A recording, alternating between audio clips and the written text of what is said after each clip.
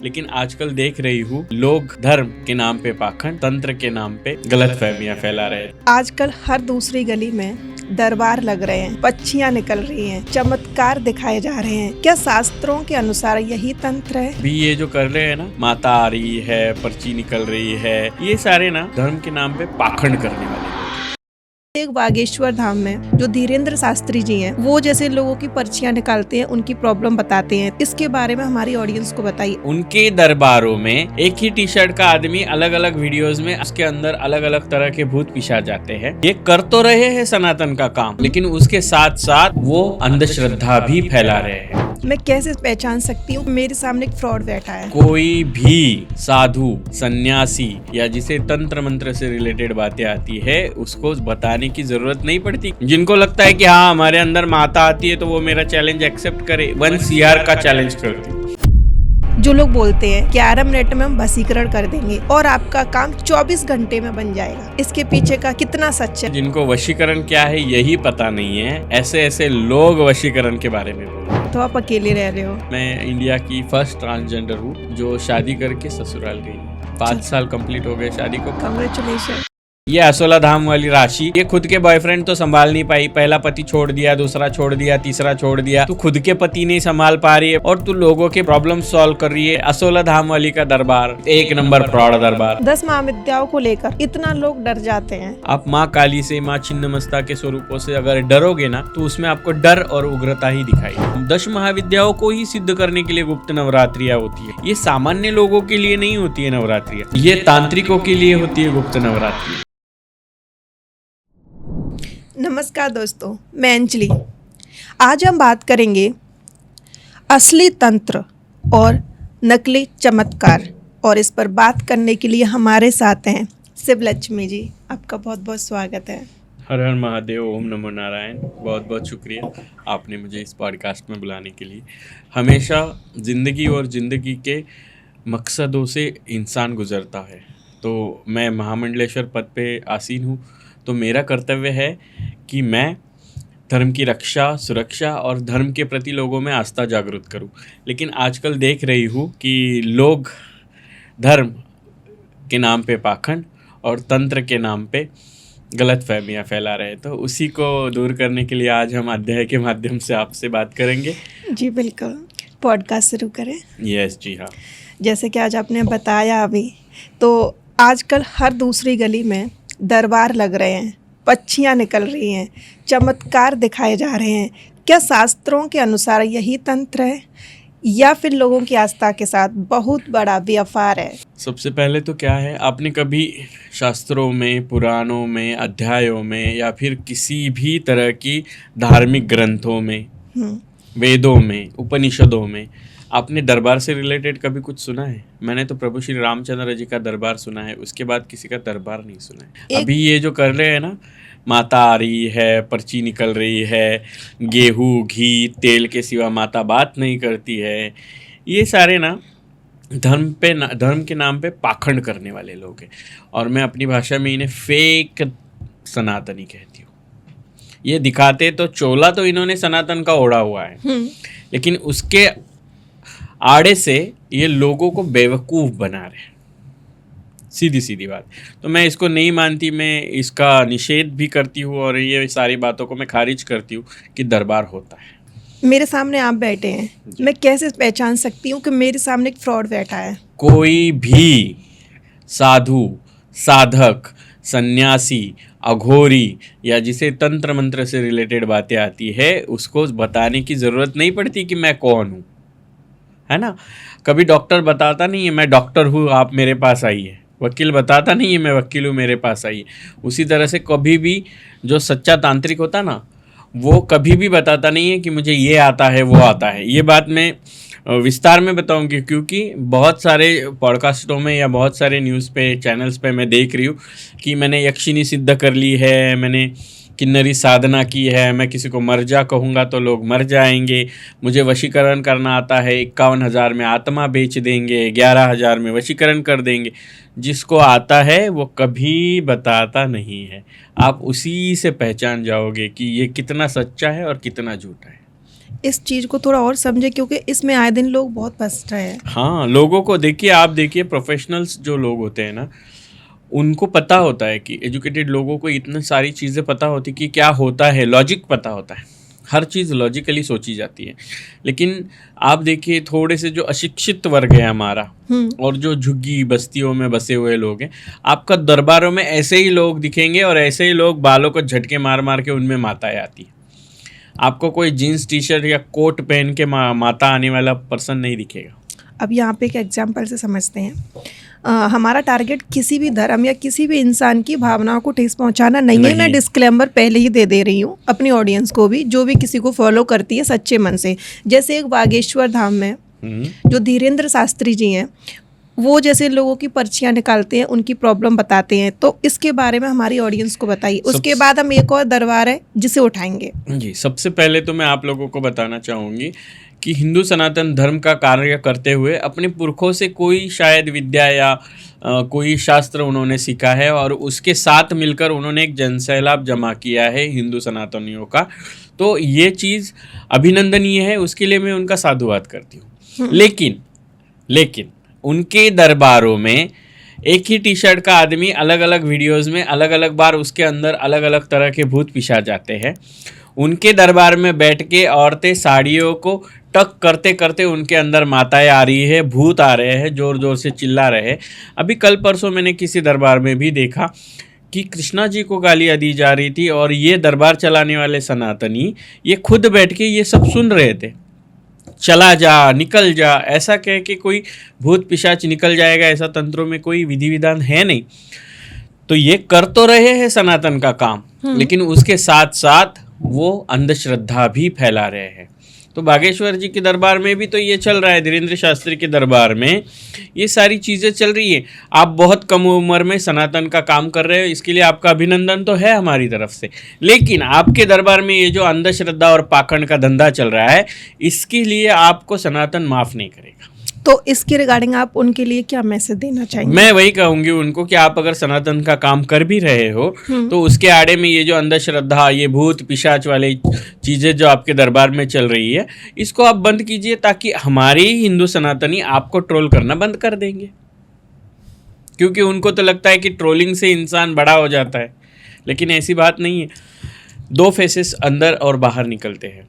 जो ट्रोल होके बड़ा होता है ना, वो ट्रोलिंग के ही दायरे में मर जाता है, और जो सच में कुछ करके बड़ा हो जाता है ना, तो उसके पीछे लोग उसी तरीके से देखते हैं। यानी लोगों का नज़रिया भी अलग अलग है देखने का। अभी लोग कहेंगे कि मैंने धीरेन्द्र शास्त्री के बारे में बोला, लेकिन मैंने उनका अभिनंदन भी किया, लेकिन उनके दरबार में जो धर्म के नाम पे पाखंड चल रहा है, जो पर्चियाँ निकल रही है, एक ही तरह के इंसान अलग अलग दरबारों में अलग अलग भूत का नाटक कर रहे हैं। ये जो अंधविश्वास आप फैला रहे हैं, इसको आप बंद कीजिए, ताकि लोग आपको गलत तरीके से या गलत फहमी जो आप फैला रहे हो वो फैलना बंद हो जाएगा। अब मेरा एक पर्सनली एक और क्वेश्चन है इसमें। जैसे बालाजी के मंदिर में जब गई थी, तो वहाँ पे बहुत सारे लोग ऐसे मतलब पता नहीं अलग अलग एक्टिविटीज़ करते हैं। तो वो जो एक्टिविटीज़ होती हैं, और फिर वो जब बालाजी के मंदिर में सिर मतलब ऐसे नवा देते हैं, तो वो ठीक हो जाता है। इसके मुझे थोड़ा सा और एक्सप्लेनेशन चाहिए। नहीं, अगर ऐसे आपको कई देखेंगे जो फ्रस्ट्रेटेड लोग होते हैं ना, कभी कभी वो भी ऐसे अपने परिवार को गुमराह करने के लिए ऐसे नाटक भी कर लेते हैं। मैंने ऐसे लोग बहुत सारे देखे हुए। तो कैसे पहचाने लोग तो नाटक कुछ कर रहे नहीं, हैं? एक पिन ले लीजिएगा और चुभो दीजिएगा, आप 1 मिनट में पहचान लोगे उनको। क्योंकि देखिए साच को आज क्या, आपको एक पिन लेके चुभो दीजिए, सच में उनके अंदर कोई भूत पलित हो तो फिर आपको पता चले, वरना 2 मिनट में पिन पता चल जाए। कितने रील्स आ रहे हैं, देखिए पहले माता आ रही है, झटके आ रहे हैं, कुत्ता भौंक रहा है तो माता चली जा रही है। अब क्या दिखा रहे हो लोगों को? नहीं, बालाजी का अपना एक सिद्धांत है वो। देखिए मंदिर में एक पॉजिटिव एनर्जी होती है, लेकिन मंदिर की पॉजिटिव एनर्जी में ये नेगेटिव एनर्जी या मंदिर का प्रांगण ही क्रॉस नहीं कर पाएगी। तो ये मंदिर में जाके दिखा रही है, तो ये ढोंग कर रहे हैं, सरासर ढोंगी लोग हैं ये, और ये दिखा रहे हैं कि हमारे अंदर ये आ रहा है, हमारे अंदर वो आ रहा है। किसी के, मैं चैलेंज करती हूँ आपके पॉडकास्ट के माध्यम से, अगर आपको लगता है कि सच में किसी के अंदर ये आ रहे हैं, वो आ रहे हैं, ऐसा कोई दरबार है, तो हमें इनवाइट करें। मैं आपके साथ वहाँ जाना पसंद करूँगी, वहाँ जाके आपको दिखा दूँगी सच क्या है, झूठ क्या है। लेकिन सच के लिए कोई सामने नहीं आएगा, ये भी मुझे पक्का पता है। अब मैं ऑडियंस से अभी बात करूंगी, एक और क्वेश्चन इसी पे उठाती है। जैसे नवरात्रि आती है अभी, जैसे आज से गुप्त नवरात्रि शुरू, लेकिन इसमें इतना हंगामा नहीं होता है, शांत होती हैं। अब जैसे वो जो मेन आती हैं, आई थिंक वो शारदीय नवरात्रि, हाँ वो वाली, तो उसमें जैसे माता की चौकी लगती है जगह जगह पे, मूर्तियाँ, तो वहाँ पे औरतें एकदम खेलती हैं, बोलती हैं मेरे ऊपर माँ काली आ गई, मेरे ऊपर जय आ गई, फिर वो दूसरों के बारे में बताती हैं। इसमें कितनी सच्चाई है? नहीं, ये भी ढोंगी है। माता ये पराशक्ति है, आदि शक्ति है, अपार सागर है माता एक भक्ति का, और आप उनको अपने शरीर में समा पाओगे? इतने बड़े हो गए आप लोग, इतनी छोटे से शरीर में जो शुद्ध भी नहीं है। कितनी अशुद्धियाँ है आपके दिल में, आपके मन में। अभी मैं बोल रही हूँ तो मुझे 10-15 लोग गाली दे रहे होंगे। आप में इतनी अशुद्धियाँ है और आपके अंदर वो पराशक्ति समा जाएगी? नहीं, माँ की अंश स्वरूप में संचार होती है, लेकिन वो बहुत कम। उसके लिए सर हिलाना ज़रूरी नहीं है, या फिर किसी भी विधि विधान में सर हिलाने वाले माता होती है। कौन सी माता को आपने सर हिलाते हुए देखा है? हाँ मैं काली, ये तो इनके तो ऐसे करके माताएं आ रही है। मतलब कितना झूठा फैलावा चल रहा है। ये सारे ढोंगी लोग हैं जिनको लगता है कि हाँ हमारे अंदर माता आती है तो वो मेरा चैलेंज एक्सेप्ट करे। 1 CR का चैलेंज करती हूँ, आपके अंदर माता है मेरे सामने, अगर वो सच्ची है तो 1 मिनट में आपको 1 CR रुपीज़ मिल जाएंगे। ये मैं चैनल पे बोल रही हूँ। ये मैम ने बहुत बड़ी बात कही है, और ये आप लोग भी देखते होंगे, मैं भी देखती हूँ, ये हम सबके अराउंड होता है। तो आप अपना एक्सपीरियंस ज़रूर शेयर करें, प्लस मैम ने जो बात कही है उसको ज़रूर ध्यान में रख के हमें कमेंट करिएगा। जो लोग बोलते हैं कि 11 मिनट में हम वशीकरण कर देंगे और आपका काम 24 घंटे में बन जाएगा, इसके पीछे का कितना सच है बताओ? देखिए, जिनको वशीकरण क्या है यही पता नहीं है, ऐसे लोग वशीकरण के बारे में बोल रहे हैं। सबसे पहले मेरे इससे पहले 65 पॉडकास्ट हो चुके हैं, ये मेरा 66वां पॉडकास्ट है। आज तक आपने कभी सुना है मैंने कहा है मुझे हैव आता है, मुझे टैव आता है? नहीं, मैं कहती हूँ कि मुझे इसका सिर्फ अभ्यास है और मैं अभ्यासक हूँ। मैं कोई तांत्रिक अघोरी मांत्रिक नहीं हूँ, मैं अभ्यासक हूँ और मैं खुला चैलेंज भी करती हूँ सबको। ये देखिए, मेरी आंखें 13 सेकंड चाहिए होते हैं नेत्र वशीकरण के लिए। 13 सेकंड से ज़्यादा मेरी आंखें आपकी तरफ है।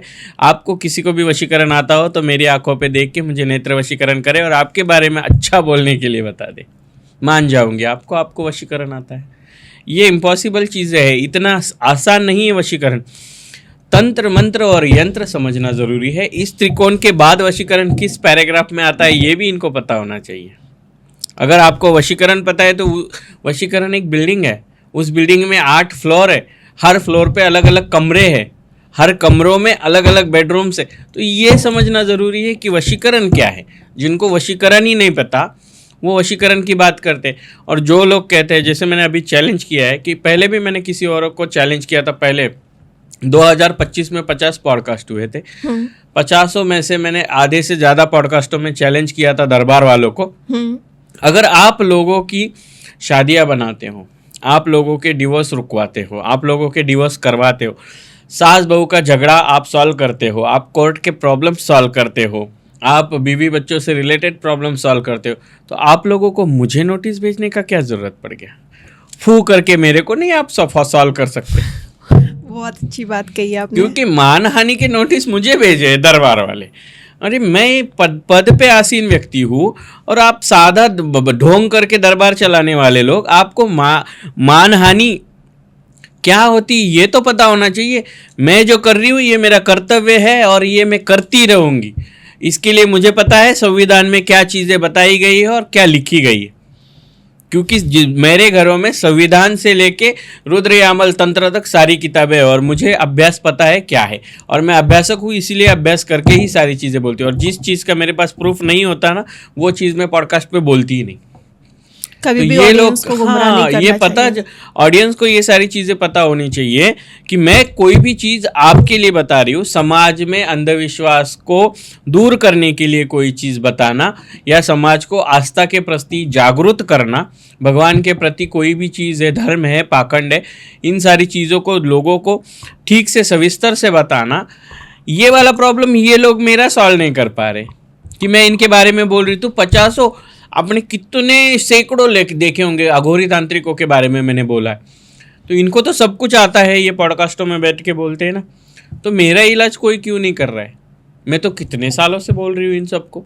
यानी इसका मतलब आप ढोंगी हो, आप फ्रॉड हो, और आप लोगों को बस उल्लू बना रहे हो। और जिनको पता ही नहीं ना तंत्र क्या है, वो लोग तो वशीकरण के बारे में बोले ही ना। जिनको लगता है वशीकरण आता है मेरे पे करे, या किसी भी पॉडकास्ट में मुझे बुला के मेरे सामने बैठ के मुझे बता दे वशीकरण क्या चीज़ है।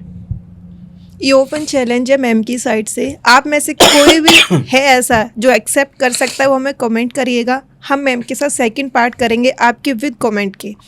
वशीकरण होता है, लेकिन वशीकरण के लिए पहले तंत्र समझना ज़रूरी है, मंत्र समझना ज़रूरी है, और यंत्र बनाना ज़रूरी है। आप अगर ये समझ पाए तो वशीकरण करने का तरीका समझ पाओगे। सबसे पहले आप किसी गुरु से दीक्षित होने ज़रूरी है, फिर आपको तंत्र समझ में आएगा, और फिर तंत्र में आने वाली वशीकरण की क्या चीज़ें हैं, मारण, मोहन, उच्चाटन, स्तंभन, वशीकरण, ये चीज़ आप समझ पाओगे। आपको षडकर्म समझना है, तभी आप वशीकरण समझ पाओगे। अब जैसे आपने अभी बताया, हम सबसे पहले जैसे 8 सीढ़ी आपने बताई, उनमें एक एक कमरा है।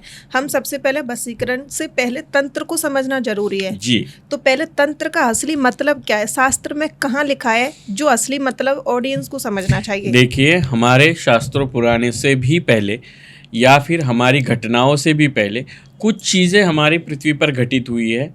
तो उसकी तरह भगवान महादेव जी ने एक दिन, उनके पास, वो आदि योगी है, आदि गुरु है, उन्होंने एक विद्या माँ पार्वती जी को सिखाई, और माँ पार्वती जी को कहा कि हे पार्वती, आपके जनांग से भी गुप्त अगर कोई चीज़ आज मैंने आपको सिखाई है तो वो है तंत्र।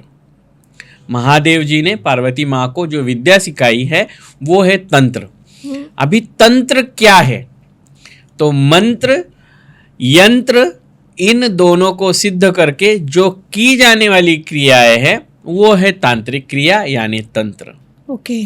पहले मंत्र सिद्ध करने होते हैं, मंत्र सीखने पड़ते हैं। जो भी हमारे रुद्रयामल तंत्र से दश महाविद्या रहस्य में आपको जो भी मंत्र है वो मिल जाएंगे। साबर मंत्र में, डाबर तंत्र में, आपको डामर तंत्र में, सब जगह पे आपको तंत्रों से रिलेटेड मंत्र मिल जाएंगे। मंत्रों को पहले सिद्ध किया जाता है, अनुष्ठानित किया जाता है, अभिमंत्रित करके फिर आपको यंत्र सीखना पड़ता है। यंत्र किस तरह के होते हैं, वो अलग अलग तरह के अलग अलग यंत्र होते हैं। अगर यंत्र और मंत्र दोनों सिद्ध कर लिए तो जो क्रिया की जाती है वो है तंत्र, यानी तांत्रिक क्रिया।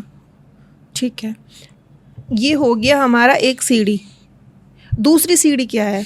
उसके बाद में आपको, अगर आप तंत्र से रिलेटेड सारी चीज़ें आप समझ गए हो तो आपको उसमें साधनाएं सीखनी पड़ती है। फिर हर एक चीज़ का एक अनुष्ठान होता है। आप एक अनुष्ठान, आपने सुना होगा 1.25 करोड़ का अनुष्ठान कर लिया, 12 यज्ञों का कर लिया, कुंडों का कर लिया। ये अलग अलग तरह के अनुष्ठान गुरु द्वारा दिए जाते हैं। उसमें से कोई भी एक साधना आपको सीखनी होती। आप एकदम सब साधनाएं सीख के कोई बड़े तांत्रिक नहीं बन जाते हो। जिंदगियां निकल गई साधुओं की। करेक्ट। लेकिन वो सब नहीं सीख पाए। दश महाविद्या समझना, इसी पार्वती माँ के उत्पत्ति से जो 10 विद्याएं उत्पन्न हुई हैं वो है 10 महाविद्या।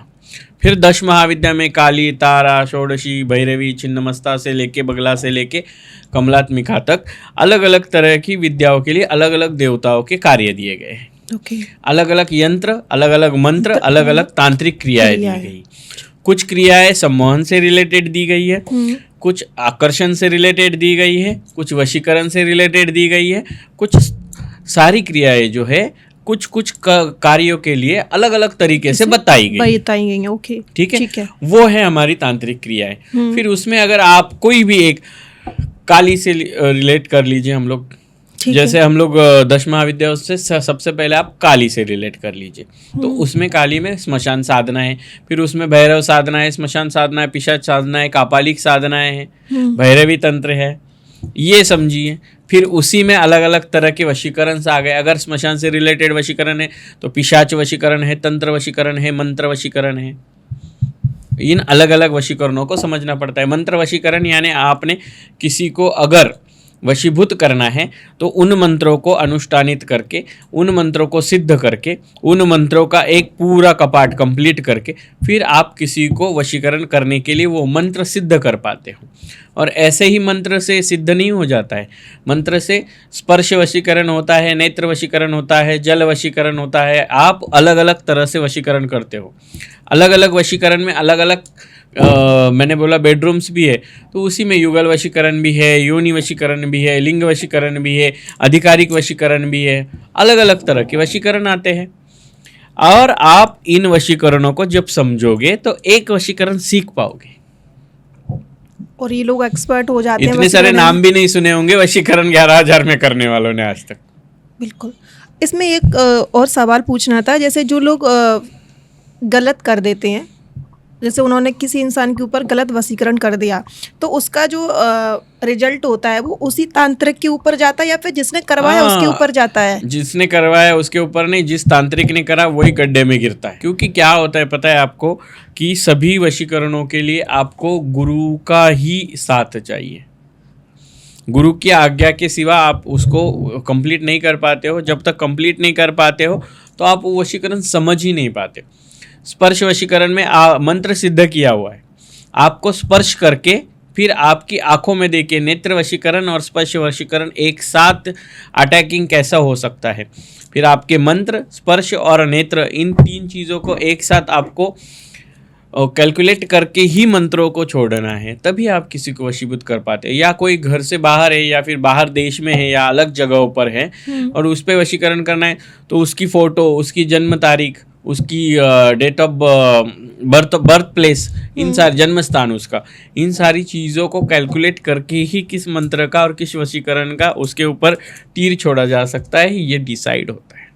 अभी तक के सारे फेक केस ही आपने देखे, कोई जेन्युइन केस देखा है किसी ने जेन्युइन तरीका से किसी के ऊपर वशीकरण वगैरह किया? हाँ, बहुत सारे देखे जेन्युइन तरीके से वशीकरण करने वाले। मैं आपको बताती हूँ, ज़्यादातर आपको कोलकाता साइड में मिल जाएंगे। कोई एक एग्जांपल जो आप शेयर करना चाहेंगे? हाँ, किसी के ऊपर मतलब एक बार ऐसा था कि पति पत्नी का बहुत अच्छे से चल रहा था, एकदम ठीक ठाक, पति पत्नी दोनों एक दूसरे के साथ बहुत प्यार से चलते थे, सारी चीज़ें अच्छी हो रही थी।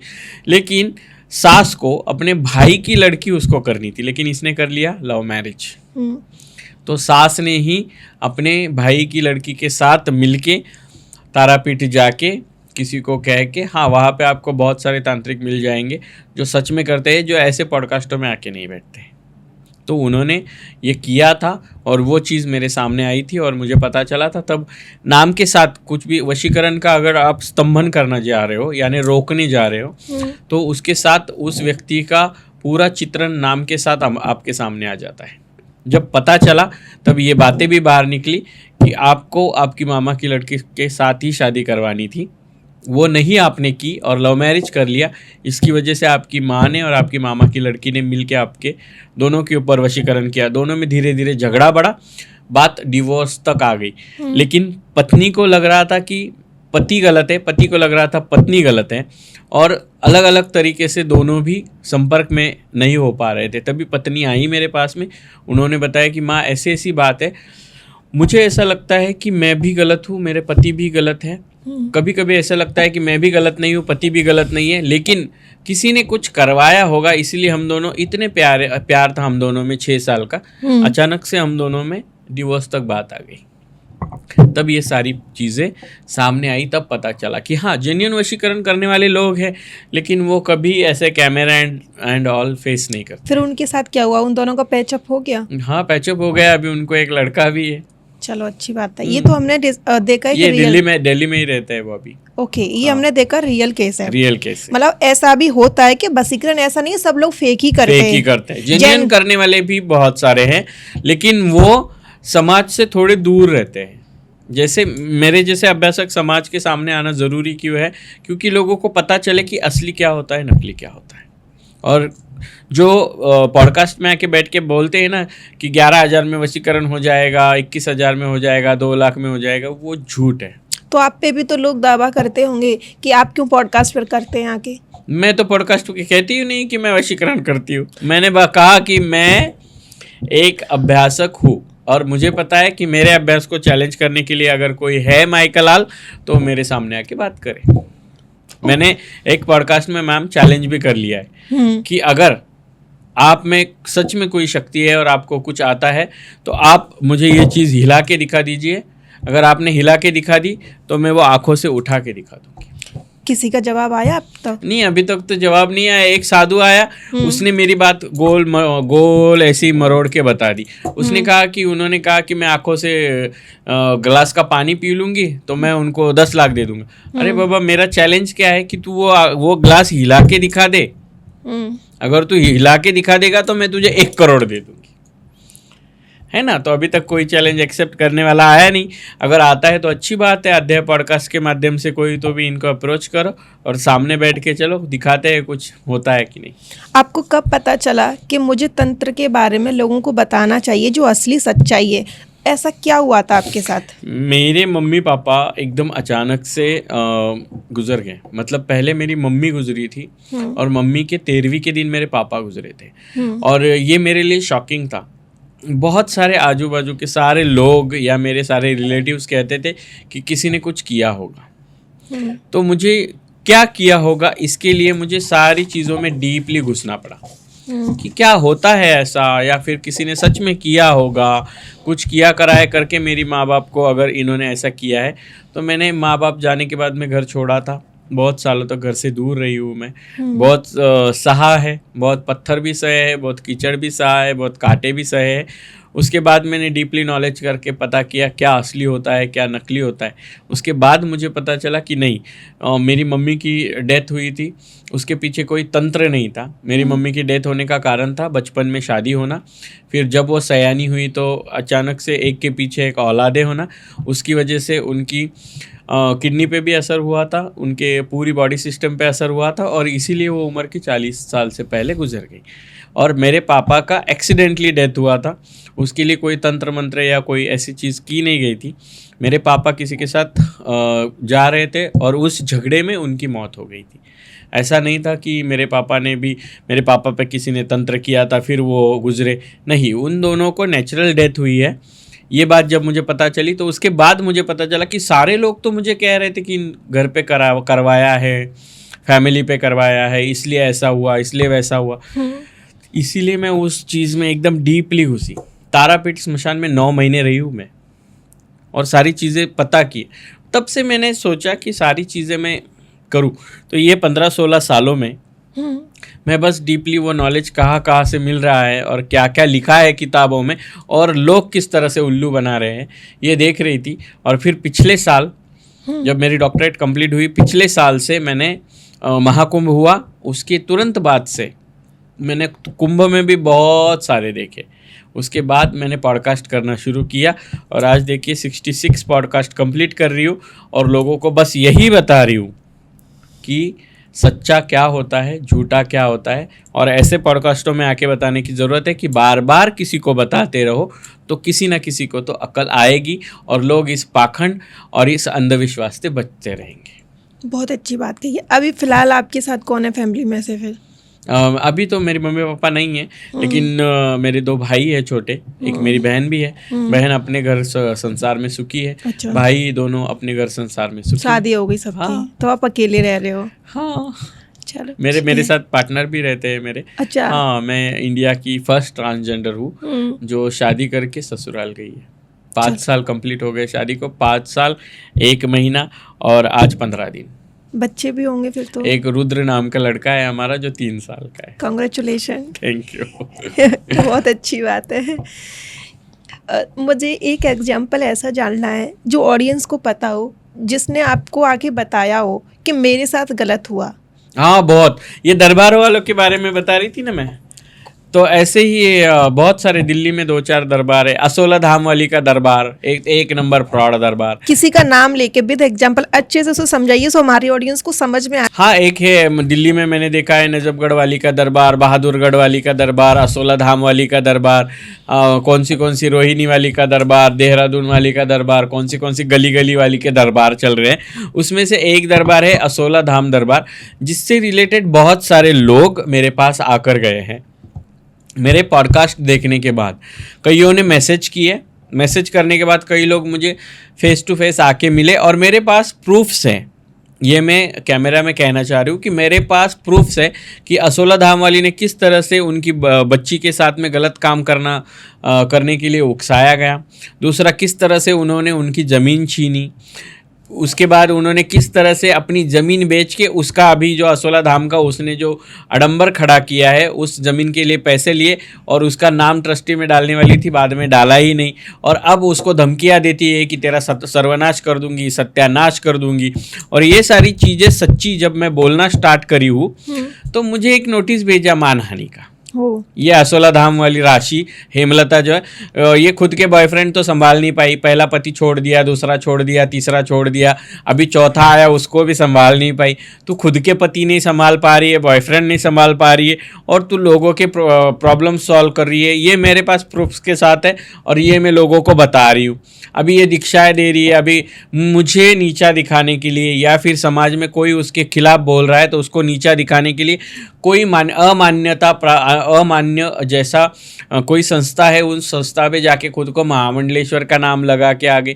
अरे हम जो अखाड़ा परिषद से मान्यता प्राप्त अखाड़ा होता है, उसके पीठ पे आसीन जो व्यक्ति होता है वही मान्यता प्राप्त ऑथेंटिक महामंडलेश्वर होता है। ऐसे कोई रात में जाके महामंडलेश्वर बन गया और गली गली के दरबारों वालों को महामंडलेश्वर बना रही है, जिनको गद्दी चौकी के सिवा दूसरा कुछ नहीं आता है, धर्म और शास्त्र का ज्ञान नहीं है, और जो खुद अपने शरीर में आके माताएं दिखा रहे। कोई महामंडलेश्वर अपने शरीर में माता आ रही है, दिखा रहा है, तो ये धर्म के नाम पे पाखंड नहीं है। तो ये सारी चीज़ें जब मैं बोलती हूँ, अभी भी और लोगों को, अगर मेरे पास अभी तक मेरे पास 30 से 40 लोग आ चुके हैं जिन्होंने मुझे इसके बारे में बताया है, तो आप सभी लोग ऑडियंस सजग रहे ऐसी सारी चीज़ों से। आपके साथ भी ऐसा धोखा हो सकता है। अगर आपको लगता है कि आपके साथ भी धोखा हुआ है तो आप प्लीज़ इस पॉडकास्ट के नीचे मेरा नंबर दिया होगा, उस पर आप संपर्क करें और आपके साथ हुई घटनाएं और उसके प्रूफ्स मुझे दें। उसके बाद आप ऐसे लोगों के साथ क्या करते हैं, इनकी कैसे मदद करते हैं? इनके बारे में अभी जैसे बोल रही हूँ वैसे बोलती हूँ, और उन लोगों को बोलती हूँ कि आप केस फाइल कर दीजिए उनके। और बहुत सारे ऐसे केसेस फाइल होने की कगार पे भी है, और बहुत सारे हो भी चुके हैं। जो हो चुके हैं केस फाइल, उन्होंने जो अमाउंट दिया था वो उनको रिटर्न कर दिया? नहीं, ये वहां तक गए तो नंगा नाच करती है। ये जो असोला धाम वाली है ना, ये लोगों को करती है मैं सत्यानाश कर दूंगी, ये कर दूंगी। मैं आपको बताऊँ, भोली जनता बहुत ज़्यादा जल्दी डरती है। उनको लगता है कि सच में अघोरी है, सच में माता है, सच में ये है, सच में वो है। मतलब आपको क्या ही बताओ कि मैं आपको कुछ चीज़ें दिखाऊंगी तो आप शॉक हो जाओगी कि ऐसी ऐसी चीज़ें ये लोग करते हैं। और ऐसी एक उनकी शिष्य थी, वो भी मेरे पास आ चुकी है, उन्होंने भी ये देखिए ऐसे कौड़िया, ये सारी चीज़ें जो है, ये ऐसे वीडियोज़ हैं। अभी कोई चीज़ है, कोई दीक्षा लेने के लिए आपको चीज़ों की गिनती बता रही हूँ असोला धाम वाली की, कि उसके लिए आपको माला भी खुद ही लानी है। 108 रुद्राक्ष की माला भी आप ही लाओ, 1.25 लीटर तेल भी आप ही लाओ, नया लाल आसन भी लाओ, इलायची भी लाओ, साईं बाबा का प्रसाद अलग से लाओ, उसके बाद 1.25 किलो गेहूं भी लाओ, माँ की कढ़ाई भी आपको जरूर लानी है। उसके बाद आपको अंडे भी लाने हैं, एक सिगरेट का पैकेट लाना है, उसका नाम भी लिख के दिया है बाकायदा, क्लासिक सिगरेट, ओके, वो भी लिख के दिया है। माँ काली का चोला भी लाना है, साड़ी या लहंगा भी लाना है। उसके बाद में आपको माँ दुर्गा का अलग से चोला लाना है। माँ का श्रृंगार, उसमें ब्रैकेट में लिखा है पैकेट वाला नहीं लाना है, जो मैं यूज करती हूँ वही लाना है। आप तब भी यूज कर पाएंगे फिर पीछे से? हाँ, ये लिखा हुआ है यहाँ पे। गुरु दक्षिणा का चोला भी लाना है, चुनरी भी लानी, 4-5 वर्ष की कन्या के कपड़े भी लाने हैं, 4-5 वर्ष के लड़के के कपड़े भी लाने हैं, माँ के लिए गहने भी लाने हैं, इच्छा अनुसार सोने चांदी या 1 ग्राम के, और शहद खाने वाला। गुरु दक्षिणा भी आपको आपकी इच्छा अनुसार देनी है। बाला मंदिर के लिए सेवा भी इच्छा अनुसार आपको देनी पड़ेगी। कपूर भी आप ही लाना है, हवन भी आप ही लाना है, ये सारी चीज़ें आप ही लाना है मैडम। ये इसमें आ रहा है, ये सारी चीज़ें आप ही लाना है। और आपको बता दूं, फिर ये गेहूं जमा होता है ना, ये गेहूं गरीबों में 1-1 किलो करके बांट दिया जाता है, और आप बताते हो हम चैरिटी करते हैं। अरे थू है तुम्हारी जिंदगी पे, तुम लोगों से जमा करते हो और वो गेहूं बांटते हो और वो दिखाते हो कि हम चैरिटी कर रहे हैं। दिखावा।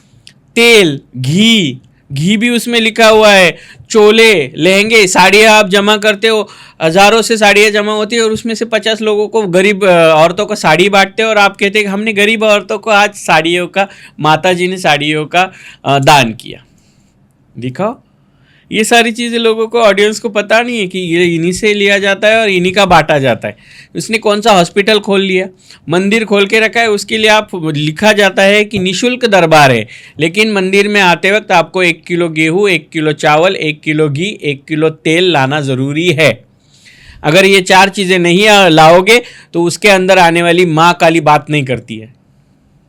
ये इसके वीडियो है बाकायदा मेरे पास। वो कहती है कि अगर आप ये 4 चीज़ें नहीं लाओगे तो माँ बात नहीं, घी गेहूँ चावल के सिवा माँ बात नहीं करती है। घी भी ब्रांड का चाहिए, उस ब्रांड के सिवा घी नहीं चलेगा। कौन सी ब्रांड का घी होता है? मधुसूदन घी, ओके। वही ब्रांड का घी चाहिए। शायद उनके साथ वो ऐसे लड़के भी है मेरे पास, उनके दरबार वाले, जिनको कहा गया है कि बेटा मैं घी के डब्बे बाहर तुझे दूंगी, वही तुझे बेचना है, जो मंदिर में जमा होगा वापस वही तुझे बेचना है। कमीशन पे धंधा भी करती है ये, मेरे पास प्रूफ से इसलिए बोल रही हूँ। इसमें 2 चीजें मुझे थोड़ी पूछनी थी, जैसे उन्होंने कन्या के और वो छोटे लड़के के कपड़े वो क्यों माता मंगाए? जी, गरीब बच्चों को कपड़े बांटेंगे ना हम लोग, वो गरीब बच्चों को कपड़े बांटेंगी, 4-5 साल के गरीबों को जमा करेंगे, उनको कपड़े बांटेंगे, कन्या पूजन करवाएंगे, उनको ही देंगे। इसके वीडियोज है उनके चैनल्स पे, ये मैं खुद नहीं बोल रही हूँ, ये आपके चैनल पे पड़ा है। और ये जो झूठी बातें हैं आप ही के लोग हमारे पास आके बताते हैं, और इसके प्रूफ्स है हमारे पास, और इसीलिए इतनी खुल के मैं बोलती हूँ। आप इतना कुछ हो रहा है भोली ऑडियंस के साथ, तो आपने कभी सोचा नहीं उनसे हाँ, जाके मैंने बात करें? मैंने अभी सोचा है कि जब से माँ नानी का नोटिस आया है उसके बाद मुझे पता चला कि बेचारी का लीगल बहुत वीक है, और मैं महामंडलेश्वर हूँ, आई एम एजुकेटेड, तो मुझे पता है, मैं MA BEd पढ़ी लिखी हूँ, तो मुझे संविधान का ज्ञान भी तो होगा ना। बिल्कुल तो होगा। उसके बाद मुझे पता है कि आप पहले फर्स्ट चेतावनी, दूसरी चेतावनी, तीसरी चेतावनी, चौथी चेतावनी में मैं सारी मीडिया लेके इसके दरबार में पहुंचने वाली हूँ, और ये इसको आगाज़ है, इसको ये तीसरी वाली चेतावनी है। सारे न्यूज़ से बात हो चुकी है, सारे पॉडकास्टर को बता चुकी है, आपको भी अभी पता चल जाएगा कि आपको कुछ तड़कता फड़कता चाहिए कि सच में अंधविश्वास दूर करना क्या चीज़ होती है।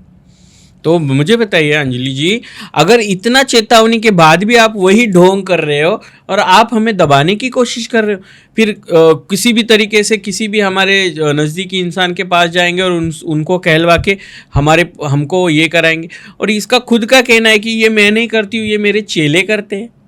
तो वो भी तो आपके ये भी कहने पे कर बाकायदा रहे होते प्रूफ हैं। है मेरे पास, ये बाकायदा प्रूफ है मेरे पास, और इन्हीं के चेलों ने इसके बारे में बताई हुई चीज़ों के प्रूफ है मेरे पास। जब भी आमना सामना हो, अभी इसके बाद अगर और भी मेरे पास और केसेस आते हैं इससे रिलेटेड, तो मैं सीधे मीडिया पे सबसे पहले तो मैं FIR दायर करूंगी। मेरी तरफ से FIR दायर हो जाएगी तो बेटा मेरा लीगल वीक नहीं है, मैं FIR दायर करूंगी इन सारे लोगों के तरफ से, इनके सिग्नेचर लेके, इनके साथ खड़ी होके, और हर एक को हर एक जगह से FIR करवाऊंगी, और सारा लेके 420 के केस में इसके दरवाजे जाके इसकी असली और नकली क्या चेहरा है वो दिखा दूंगी। बहुत अच्छी बात कही आपने, उनको ओपन चैलेंज दिया। आई होप ये वीडियो, ये पॉडकास्ट उन तक जरूर पहुंचेगा। मेरे पॉडकास्ट पे बहुत ज़्यादा ध्यान रहता है ऐसे इनका। अब हम 10 महाविद्याओं के बारे में बात करते हैं। तंत्र को हमने अच्छे से समझ लिया और ऑडियंस भी समझ गई होगी, उन्हें आगे क्या करना है क्या नहीं करना वो उनके ऊपर ही डिपेंड करता है। 10 महाविद्याओं को लेकर इतना लोग डर जाते हैं, ये सच में क्या है? उग्र स्वरूप है, करुणा है, ज्ञान है, इनका असली मतलब क्या है? देखिए, माँ का स्वरूप कैसा होता है? उग्र भी होता है, शांत भी होता है, प्यार भी होता है, ममता भी होता है। देखिए, आप एक सिंपल उदाहरण देती हूँ। अगर आपको आपकी मम्मी ने कहा कि ये नहीं करना है अंजलि, लेकिन फिर भी अगर आप वो चीज़ करती हो तो मम्मी क्या करती है? डांटती हैं। ये हो गया उग्र स्वरूप। अगर आपको किसी चीज़ की ज़रूरत है और आप चिंता में हो और आपकी मम्मी को उस चिंता के बारे में पता चल जाता है और वो चीज़ आपको पापा से कहलवा के दिला दी जाती है, तो इसमें क्या दिखता है आपको? मम्मी का प्यार। तो हर माँ उग्र और शांत दोनों स्वरूपों में होती है, बस उनकी पूजा किस तरह से की जाती है इस पे डिपेंड करता है। माँ काली दिखती है, आप माँ को अगर माँ की तरह देखोगे ना तो उसमें आपको माँ ही दिखाई देगी। आप माँ काली से, माँ छिन्नमस्ता के स्वरूपों से अगर डरोगे ना तो उसमें आपको डर और उग्रता ही दिखाई देगी। तो अगर इनके 10 रूपों के बारे में थोड़ा थोड़ा आप हमें बताएं। देखिए, इसके लिए एक श्लोक हमारे तंत्रों में लिखा गया है, वो मैं श्लोक आपको पहले बता दूंगी। काली तारा महाविद्या षोडशी भुवनेश्वरी भैरवी छिन्नमस्ता च विद्या धूमावती तथा बगला सिद्ध विद्या च मातंगी कमलात्मिका एतादश महाविद्या विद्या तथा प्रकीर्तिता। यानी काली तारा महाविद्याएं है जिनको प्रसन्न करना अलग अलग तरीक़ों से तांत्रिकों का एक मकसद रहा है, जो स्मशान से रिलेट करती है। उसके बाद में मातंगी, षोडशी और भुवनेश्वरी माता। षोडशी हमारे जीवन से रिलेट करती है, मतलब माँ बच्चों से रिलेटेड कोई चीज़ें हो, मम्मी पापा से रिलेटेड कोई चीज़ें हो, हमारे पारिवारिक संबंधों से रिलेटेड कोई चीज़ हो, तो उसके लिए उन माता के तंत्रों का यूज़ किया जा सकता है। भैरवी माँ, आपको पता है माँ त्रिपुर सुंदरी भैरवी, इनके लिए भैरवी और माँ त्रिपुर सुंदरी जो माता है उनको कहा गया है, भैरवी जी को त्रिपुरा और भैरवी, ये दोनों माताएं जो है आपको पता है श्री विद्या से रिलेट करती है।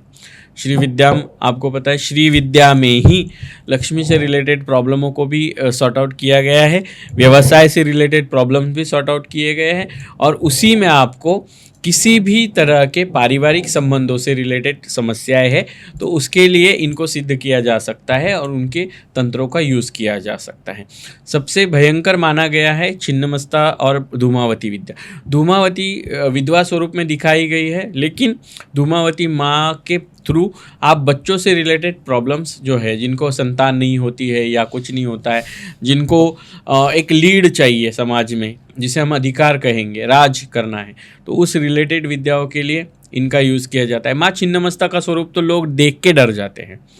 नीचे काम कामेश्वरी प्रणय क्रीड़ा में दिखाए गए हैं, उसके ऊपर माँ है शंकिनी डंकिनी, उनके दोनों तरह खड़ी हुई है अपना सिर लेकर, और माता का खुद का सिर फरसे से काट के उनके गले से 3 जगह पे खून दिखाया गया। लेकिन ये काम, क्रोध और मत्सर, इन तीनों को वहाँ से दूर करने के लिए उस मूर्ति को वो मूर्ति रिप्रेजेंट करती है। काम कामेश्वरी जो नीचे दिखाई गई है, तो इसका मतलब आपको आपके काम तत्व को स्थिर रखना है ना। आजकल क्या हो रहा है कि बाप भी बेटी का रेप कर रहा है, भाई भी बहन का कर रहा है, बेटी माँ को मरवा रही है, एक ही लड़की के साथ 30-30 लोग रेप कर रहे हैं। अभी उन 7 श्री गंगानगर की बात है, 32 तो ये सारी चीज़ें हो रही है। तो इन सारी चीज़ों को हम लोग दूर रखना है, यानी हम में से जो काम तत्व है उसको स्थिर रखने के लिए वो रिप्रेजेंट किया जा रहा है कि आपको उसको स्थिर रखना है। उसके बाद आपकी मोह और माया शंकिनी डंकिनी के स्वरूप में हम लोग मान्य कर सकते हैं कि उन तरह से दिखाए कि उनको दूर से ही आपको एक एक जगह पे अपनी स्थिर कर के रखना है, तो ये उसको रिप्रेजेंट करती है। हम आगे आएंगे। बगलामुखी स्तंभन विद्या की देवी बताई गई है। इस आज से जो गुप्त नवरात्रियाँ शुरू हो रही है, उसमें माँ बगला का और माँ छिन्नमस्ता का, माँ मातंगी का एक बहुत दिव्य स्वरूप उजागर होता है, और गुप्त नवरात्रियों में इनकी पूजाएं ज़्यादा 10 महाविद्याओं को ही सिद्ध करने के लिए गुप्त नवरात्रियाँ होती है, इसीलिए इन्हें गुप्त कहा जाता है। ये सामान्य लोगों के लिए नहीं होती है नवरात्रियाँ। ये किसके लिए होती हैं? ये तांत्रिकों के लिए होती है गुप्त नवरात्रियाँ। इसके लिए आप सामान्य लोगों के लिए चैत्र नवरात्रियाँ है, हाँ, जिसमें 9 रूप पूजे जाते हैं माता के। शारदीय नवरात्रि ये है जिसमें भी 9 रूप पूजे जाते हैं माता के।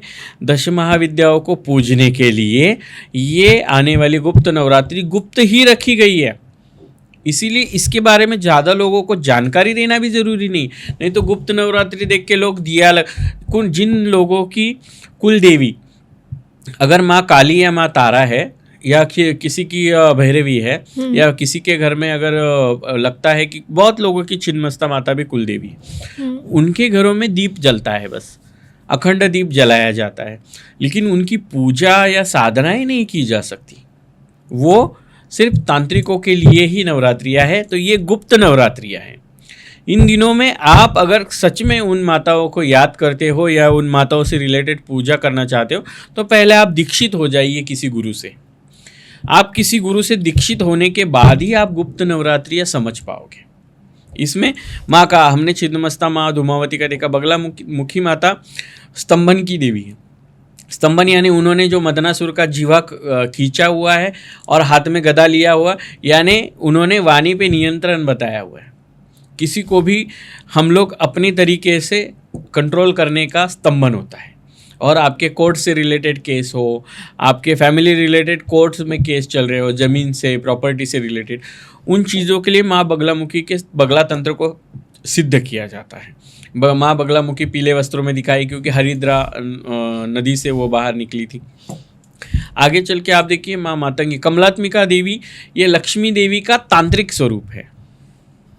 माँ लक्ष्मी का तांत्रिक स्वरूप माँ कमलात्मिका है। ये किस प्रॉब्लम के लिए पूजी जाती है? धन के लिए। धन के लिए, मतलब जो तांत्रिक रूप पे, तांत्रिक रूप में पूजी जाती है। माँ लक्ष्मी का तांत्रिक स्वरूप ही माँ कमलात्मिका है और वो तांत्रिक स्वरूप में पूजी जाती है। और यही 10 महाविद्याएं है। ये सारी महाविद्याएं प्रसिद्ध है गुप्त विद्याओं के नाम से। अभी 10 महाविद्याओं को लोगों ने गुप्त रखा ही नहीं है। अभी ये जो मैंने बताया है ये इन सारों का आवरण है और ये लोगों को पता होना ज़रूरी है, लेकिन उसके डीपली जाके उन चीज़ों को समझना बहुत मुश्किल है। अगर उन चीज़ों को समझ पाना है तो उसके लिए आपको दीक्षित होना ज़रूरी है और गुरु के सानिध्य में ही आपको इन सारी चीज़ों का अभ्यास करना चाहिए।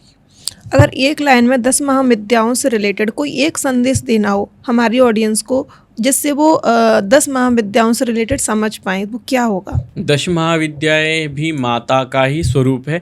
फिर वो अगर आप गलती करते हो तो उग्र स्वरूप है, और आप माता को अपने गुरु के सानिध्य से पूछते हो तो आपका ममतामयी स्वरूप है। तो दोनों भी तरीके से आपको समझना है, लेकिन गुरु की दीक्षा के अलावा अगर आप ये 10 महाविद्याओं में एंटर करते हो तो आपको फल स्वरूप में किसी भी चीज़ से मुकरना पड़ेगा, या फिर आपको आपकी ज़िंदगी में बर्बादी की तरफ मुड़ना पड़ेगा, क्योंकि विदाउट गुरु आप 10 महाविद्याओं को सिद्ध नहीं कर पा सकते, या उनकी पूजाओं की विधि विधान आपको पता नहीं है, वो आपको एक गुरु ही बता सकते हैं।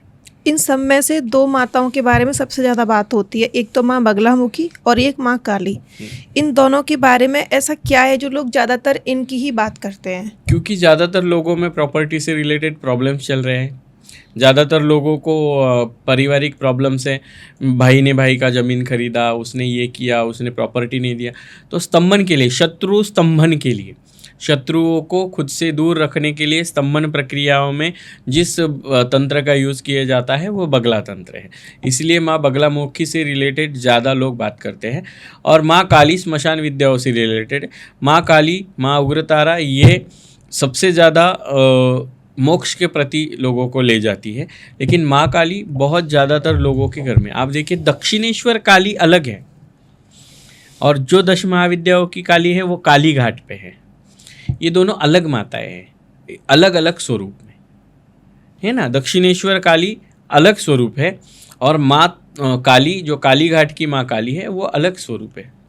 ये अलग अलग तरीक़ों से दिखाए गए। तो माँ काली बहुत लोगों की कुलदेवी भी है, और हम हमारी कुलदेवी को बस ममता से रिलेटेड सारी चीज़ों के बारे में देखते हैं। लेकिन 10 महाविद्याओं में माँ काली का नाम लिया जाता है, तो स्मशान विद्याओं से, अघोर शास्त्र से रिलेट माँ काली का काली तंत्र बोला जाता है। फिर इसमें भैरवी तंत्र आता है, भैरव तंत्र आता है, स्मशान तंत्र आता है, भस्म तंत्र आता है, पिशाच तंत्र आता है, कापालिक तंत्र आता है, कौल तंत्र आता है, अवगढ़ तंत्र आता है। बहुत अलग अलग तरीके के तंत्र आते हैं। अगर शमशान साधना को समझना हो तो वो क्या है? स्मशान साधना, एक तो स्मशान मोक्ष की तरफ ले जाने वाली जगह है। स्मशान सबसे पवित्र स्थल है कि जहाँ पे सारी मोहमाया से दूर जाकर वहाँ पे हम लोग विलीन हो जाते हैं, मिट्टी में से आए मिट्टी में चले जाते हैं, और वो सबसे पॉजिटिव एनर्जी की जगह है। वहाँ से लोगों को मोक्ष प्राप्ति होती है। और सारी विद्याएं या कोई भी तांत्रिक हो, अघोर शास्त्र से रिलेटेड चीज़ हो, तो उनका आखिरी लक्ष्य क्या होता है? मोक्ष पाना। यानी स्मशान रिलेटेड कोई भी पूजाएं हो या किसी भी तांत्रिक की आखिरी मकसद अगर उसका मांगलिक है तो वो है मोक्ष। जो तांत्रिक इन सारे मकसदों को भूल के अलग तरीके से चले जाते हैं, उनको इन 84 लाख योनियों में घूमते रहना है, उसको मोक्ष की प्राप्ति नहीं होती। तो स्मशान साधना मोक्ष को रिप्रेजेंट करती है। अब बहुत से लोग कहते हैं कि हमने शमशान में जाके साधना करी, हमने 2 प्रेत को साध लिया, या हमने इस वाली साधना को साध लिया, उसे तो पिशाच साधना कहते हैं। मैंने कहा जैसे स्मशान साधनाओं में आती है, पिशाच साधनाएं कहती है।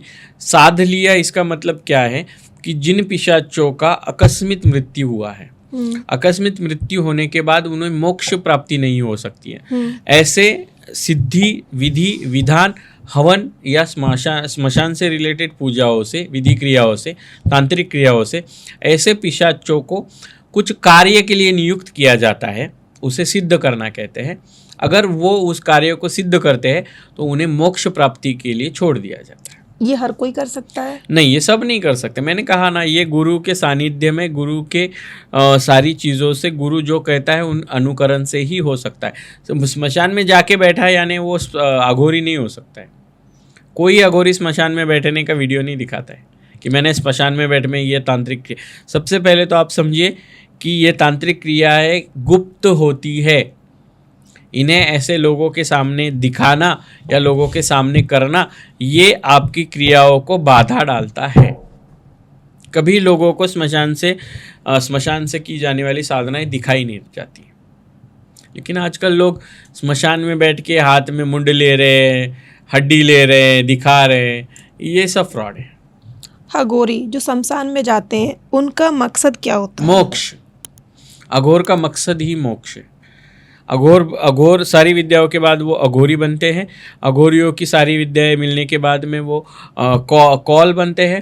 कौल की सारी विद्याओं के बाद में वो अवघड़ बनते हैं। अवघड़ यानी वो अभी अपनी ज़िंदगी के आखिरी पड़ाव में पहुंच गए। अब उनका लक्ष्य सिर्फ मोक्ष है। अघोर का लक्ष्य ही मोक्ष है। अगर कोई कम उम्र में इस तरीके से गुरु से दीक्षा लेके और इस तरीके की जो सिद्धियां हैं उनको वो कर लेता है, साध लेता है, जैसे आपने बताया, आगे चल कर कोई दिक्कत होती है फिर वो और मजबूत बन जाते हैं? नहीं, वो हठ योगी होते हैं जो धीरे धीरे हठ योगी बनते जाते हैं। और हठ योगियों का आखिरी लक्ष्य भी होता है मोक्ष। फिर उनके लिए खाना पीना या मोह माया इन सारी चीज़ों से ज़्यादा मोक्ष प्राप्ति ही सबसे पहला उनका लक्ष्य होता है। तो उससे कोई प्रॉब्लम तो नहीं होती है। उल्टा उन्हें हम बाल योगी कहते हैं कि जो बचपन से ही इन सारी चीज़ों में पढ़ते, लेकिन उम्र बीतते बीतते उनका लक्ष्य मोक्ष की तरफ खींचा चला जाता है और आखिरी बार वो मोक्ष के पास ही जाते हैं। अब अगर हम इस पॉडकास्ट को समराइज करें लास्ट 2 क्वेश्चन में, अगर आज कोई व्यक्ति तंत्र के नाम पर ठगा जा रहा है, जैसे कि सारी चीज़ें हमने बता दी हैं, तो 5 निशानियां वो क्या होंगी? अगर वो ठगा जा रहा है तो सबसे पहले तो वो लोग बताएगा मैं हैव करता हूँ, मैं टैव करता हूँ, तो इसका मतलब वो फ्रॉड है। वो किसी वशीकरण, मोहन, मारन, सम्मोहन से रिलेटेड बात करता हो या फिर उसके बारे में मैं ऐसे कर रहा हूँ, वैसा कर रहा हूँ, तो वो फ्रॉड है। वो आपके सामने बैठ के अगर हड्डी से रिलेटेड, गुड़िया से रिलेटेड पूजाएं कर रहा हो तो वो फ्रॉड है। वो आपको बता रहा है कि स्मशान में पूजा करना पड़ेगा तो भी फ्रॉड है, क्योंकि स्मशान की पूजाएं बताई नहीं जाती है। स्मशान में पूजा है इतना कहा जा सकता है, लेकिन स्मशान में आपको लेकर नहीं जा सकता, तो वो भी फ्रॉड है। और कोई भी व्यक्ति, सबसे पहले आप समझिए कि तांत्रिक कभी भी मुझे ये आता है वो आता है ऐसा नहीं कहता है। उनको बताने की ज़रूरत नहीं पड़ती है, क्योंकि पूजा या हवन कुंडी से रिलेटेड कोई भी आप तांत्रिक क्रियाएं करते हो उसके लिए बहुत सारी सामग्री लगती है, बहुत सारी सामग्री। और उन सामग्रियों को कलेक्ट करना ये आसान चीज़ नहीं है। उनको ये सारी चीज़ें मैं 1 दिन में कर दूंगा, 2 दिन में कर दूंगा, इम्पॉसिबल है। कितना टाइम? कम से कम 42 डेज, जिसे हम लोग 1.25 महीना भी कह सकते हैं। 42 डेज तक उन सारी विधियों को चलाना पड़ता है और वो सारी विधियाँ 42 डेज तक चलती है। तब एक कार्य को सिद्ध करने के लिए वो मांगलिक, तामसिक या वामपंथी तरीके से वो उस चीज़ को करने का पॉसिबिलिटीज़ है, अदरवाइज नहीं है। ये 5 तो ये निशानियाँ हो गई। अब अगर मैं किसी जेन्युइन तंत्र के पास पहुंच भी गई, ये मैंने पहचान लिया ये फ्रॉड है, ये रियल है, तो मेरे को उस असली वाले तंत्र को अपने बारे में क्या क्या जानकारी देनी होती है? बस वो आप सामने बैठ जाओगे और वो आपको स्पर्श करके भी बता देगा, आपकी आंखों में देख के भी बता देगा, आपके हाथ के रेखाओं में भी बता देगा। मंत्र के उच्चारण से वो आपको अगर बिठाता है और आपको बिठा के अगर आपकी उंगली पकड़ लेता है तो भी वो आपको सारी चीज़ें बता सकता है। फिर वो ओपनली हमें बता देता है सारी चीज़ें। यस। अगर आज पूरे संसार में, जैसे आप सब जगह पॉडकास्ट कर रहे हैं, सबको बता रहे हैं, सिर्फ एक बात आपको कहनी हो अपने जो आपको प्रैक्टिस कर रही हैं उसके माध्यम से, तो वो क्या कहना चाहेंगे आप? बस मैं लोगों को कहना चाहूँगी कि असली नकली बताने के लिए मैं आपके सामने नहीं हूँ। मैं बस आपके सामने धर्म और धर्म के प्रचार और प्रसार के लिए हूँ। अगर आपको धर्म समझ में आता है तो आपको धर्म से रिलेटेड लोग भी समझ में आने चाहिए। धर्म के आड़ पाखंड करने वाले लोगों से बचिए और धर्म के नाम पे आपको ठगने वाले लोगों से भी बचिए। धर्म आपको विधि विधान से सारी चीज़ें करना सिखाता है, इसीलिए आप हवन कुंड या रिलेटेड कोई भी चीज़ें हो, पूजा से रिलेटेड, वशीकरण से रिलेटेड या तंत्र क्रियाओं से रिलेटेड, उसके लिए एक टाइम लगता है। आप उस टाइम का पेशेंस रखिए, क्योंकि ज़िंदगी में दिक्कतें अचानक नहीं आती, धीरे धीरे आती है। उसी तरह ज़िंदगी की दिक्कतें अचानक नहीं जाती है, धीरे धीरे दूर होती है। तो आप विश्वास और ठगी, इन दोनों चीज़ों को पहचान कर अपने आप को इन चीज़ों में एंटर करवाओ बस। बहुत बहुत धन्यवाद। जय श्री महाकाल, ओम नमो नारायण, हर हर Mahadev. Thank you so much. आज आपने उन सारी चीज़ों को समझा जो आई होप आपको आज से पहले मैम के किसी पॉडकास्ट में मिली होंगी। आज आपको यहाँ अध्याय की फैमिली को। सो नेक्स्ट टाइम से अगर इस तरीके का कोई भी केस होता है, so please be aware. Thank you so much.